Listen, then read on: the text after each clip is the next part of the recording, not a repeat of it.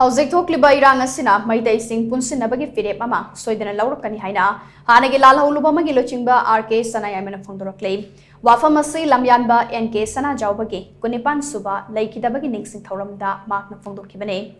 NK sana jawba Memorial Trust ki mideng makhada lamyanba NK sana jawba ningsing thaupangluk ni sintuna lamyanba NK sana jawbagi singchamai wangma torban laikai da leiba yumda pangthokpa thoramaduda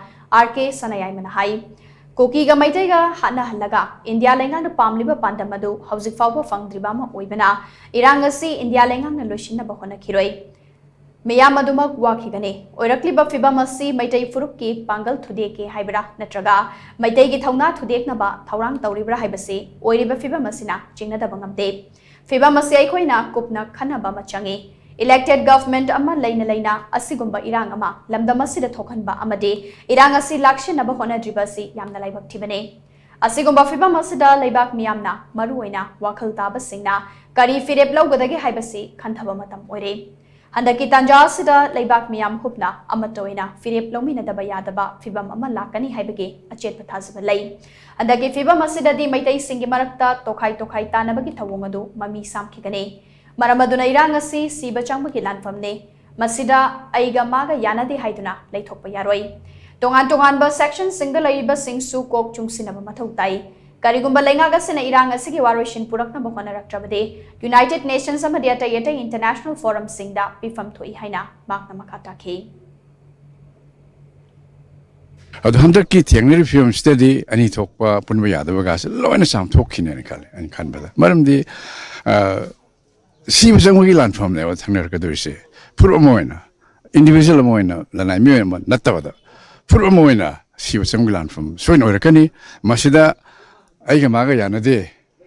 Ivani Jangnadi, Haidna, lay talk Puyaro of Haitar, so film say, Shoid Lourakkani, Adu Masi, Ngasigi, Teneriba Dumba, historical situation as a Masi, Quire, Jay contact Montuna.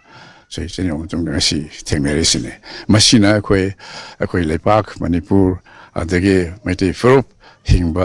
Ganba, as a labbox, Lake when Haitara. I don't know. HOUJIK Tory was the day, Tory films the day, laying a LALHOULUP sing, CSO sing, Adagi, LALHOULUP,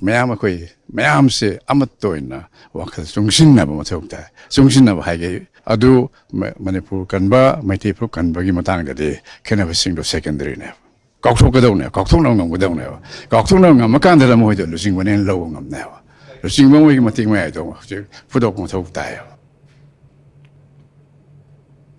Lamyanba NK sana jawbagi laikidabagi ningsing thawramadugi matangda palladuna makna makatana hai Lamyanba NK sana jawbasi awang nongpok India gi tanatana West Southeast Asia gi ahanba investigative journalism gi lamyanba amane Makna matamadugi khunai rolamadi lengaklon gi soiba aranba sing thauna laina pauche da idna leibak miyam da khanganki Mag maril leiba achumbagi tamak siba kidaba amade aranba puthokpada su kidaba miyoine Asigi khunai asida NK sana jawba gumba ichang thoba journalist tholakpagi mathau tai Mag LALHOULUP amagi founder amasune Yawoloi ama oina horaklabasu mag journalist ama oina ichang thauna khunai asigi asoiba aranba sing miyam da khanganbada achawba thodang lokhe Ma pulamyanba moina launariba sigi maram yame Mag namatamadugi historical situation aduda haurakliba naharol singi ihau ama sagatpada laukiba thodang adu yenglaga mahakpu lamyanba haina ningsingbane ngasi ma ki laikidabagi ningsing thawrama sida mangonda yaukiba hai lai mapigane mangonda yaukiba hai singba sing adu ningsingbani haina makna makhata ki Almaki ngasi ningsing numi sesta laikidabagi kunipan siba kumon numi sesta akoil mak bu ningsing base mi moina marin khaba adinga nadaba achumbagi damak Sivaki daba aranba puthok pudasu sivaki daba thumba misak amane mana lamyan se phong matam da phong iba thagi phong yo lamyan se phong systema ki contribution se yukal marum haina amadu e matam dugi lermi balai paki kunai oi ba phibam corruption gi ade nepotism gi mayam si expose to na rakiba puthorokiba adege koi kunai si hori na haron sengbu My panning, but Misagamani. And Haining Badi Tamo in case na jawgumba journalist akhoi lepak sesta kunai sesta ya masak thona mathau ta na khalle